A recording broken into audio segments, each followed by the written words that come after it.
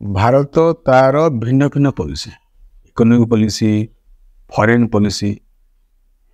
ये सब थी तार आभिमुख्य को तार नीति रे बड़ परिवर्तन कर तार दृष्टिकोण सेमिति परिवर्तन टेररिज्म पर क्रॉस बॉर्डर टेररिज्म पर एमती गोटे प्रचलित पॉलिसी परिवर्तन करवा आ परिवर्तन पर नुआ पॉलिसी नुआ कैरेक्टर से पॉलिसी ऊपर स्टैंड करवा ताको चलेगा जो दृढ़ता जो आत्मविश्वास दरकार भारत से दृढ़ता और से आत्मविश्वास देखी ऑपरेशन सिंदूर तार गोटे प्रतिफलन बा तार गोटे छवि बोली कह जाई पारे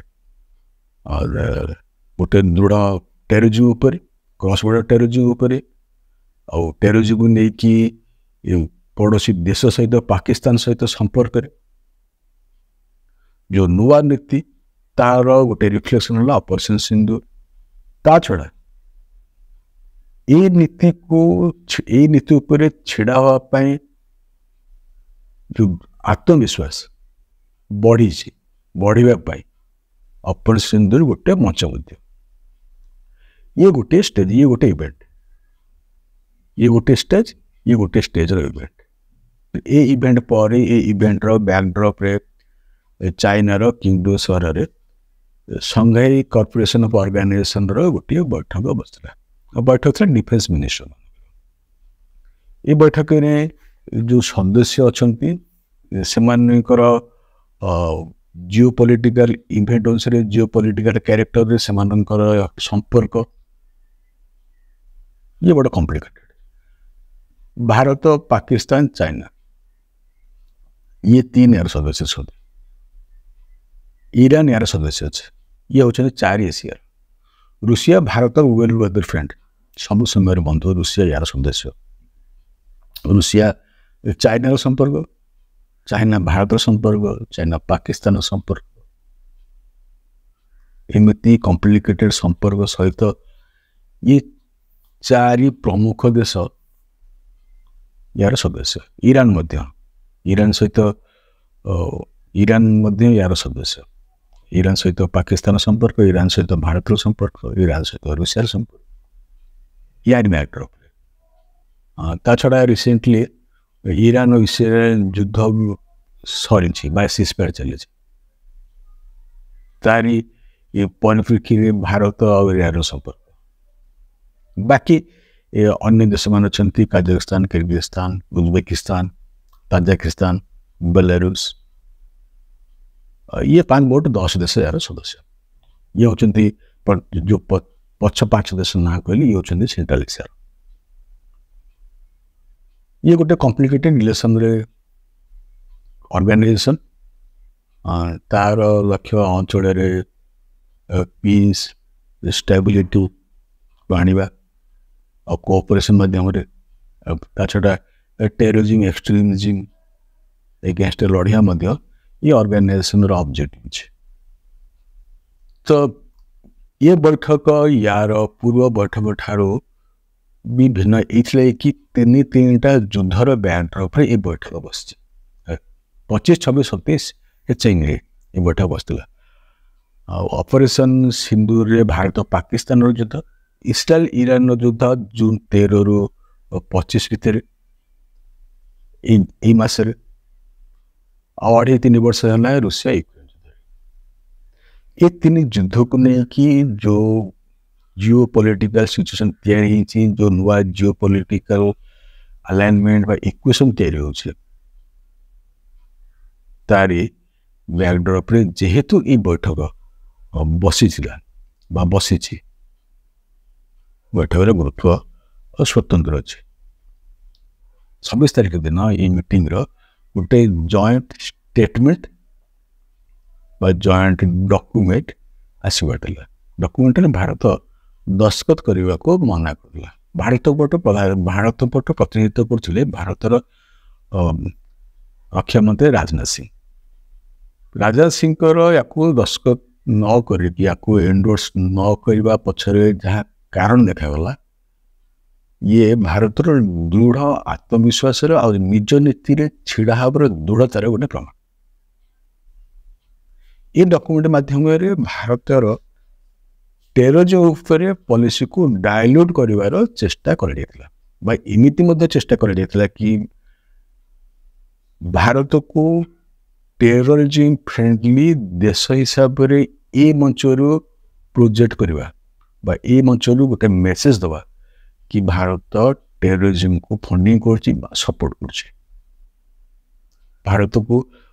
पाकिस्तान ऊपर टेरर फ्रेंडली देश हिसाब रे बा टेरर स्पॉन्सर हिसाब रे प्रोजेक्ट करबा पे चाइना और पाकिस्तान रो गोटे अभिसंधि थिला जहाँ कि भारत कड़ा जवाब दीछे। विषय हूँ कौन जहाँ रिपोर्ट जहाँ भिन्न भिन्न मीडिया रिपोर्ट कर सोर्स आधार कि पहलगाम इश्यू को एथिरे स्थान दि जाए नथिला। राजनाथ सिंह ताकर वक्तव्य कहते कि पहलगाम को पड़ देश कौन सी देशर ना सी नहीं नथिले ना न नहीं कहते आउ समय क्या कहते ए न बुझार कौन सी कारण नहीं कि दि रेजिस्टेंस फ्रंट जैश ए मोहम्मद रुआनारी ये टेरर अटैक करथिला जो थे कि 26 जन को टेररिस्ट हत्या करथिले। या पछरे पाकिस्तान रो हाथ था। पाकिस्तान ना कहदे पाकिस्तान ना से सीधा नहीं नाते या पछरे पड़ोसी देशर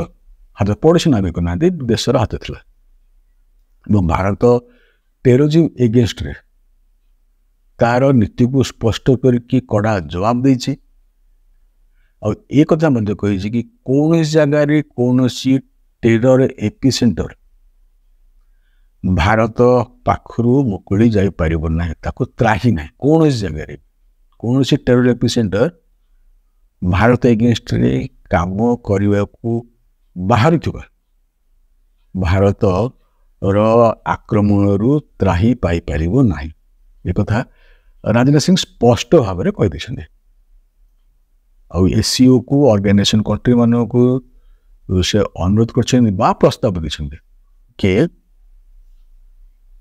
कि या विरुद्ध रे समस्ते एकजुट हवा दरकार।